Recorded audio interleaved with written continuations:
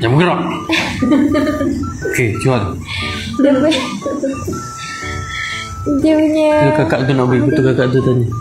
Angkat topi. Kenapa nak suruh saya angkat topi pula? Anja kalau pukul 11 ke atas dia akan ngantuk. Sebelum Anja ngantuk guys. Sebelum Anja ngantuk guys. Anja kalau lebih pukul 11 nanti dia menguap guys. kita punya Anja kalau lebih pukul 11 suara pun dia dah tak keluar guys. kita bidang 50. Ni tak pakai yang ke nenek. Warna lain kita Apa, Nek? nak pakai. Warna kita Ini nek.